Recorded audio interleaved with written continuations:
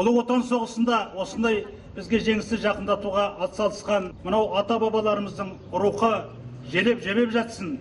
Баршаларымызды өздерінің жандары жаннатта болғай. Еске түссе егілесің өткендер, отан үшін жанын пида еткендер, жан жүрегің егіледі толқиды, біздер үшін қасқан төккендер. Даңқолардың мәңгілікке өшпейді, жарқын өмір бізге сыйлап кеткендер. Фашист жаны қалай бұған баралды, әкелді ол әлемге зор залалды. Қиып түскен 20 миллион ғұмырды фашист деген білмейтұғын обалды.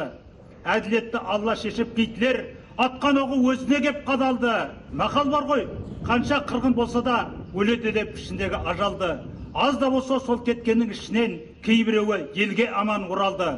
Келді олар өңін жырып қорғасын, келді олар аяқ қолсыз көңілінде мұң басым, келді олар бір аттанған кешегі жапан түзге аманаттап жолдасын.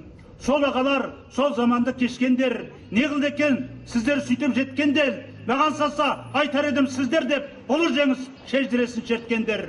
Тарихтың жыл мен күні айы бар, кең даланың қырмен ойы сайы бар. Сол жеңістің арқасымен ұрпағың шалқы өмір сүріп жатқан жайы бар. 80 жыл болды елімде желбірейді жеңіс ту. 80 жыл болды бейбітте орман дала өзен су. 80 жыл болды елімде бейбіт өмір сүргелі. 80 жыл болды зұлым жау, фашист Гитлер өлгелі. Адамзаттың арманы енді соғыс болмасын. Айдай ашық аспанды қайта кірбің шалмасын. Жеңіс туы астында халқымыз мәңгі тойласын.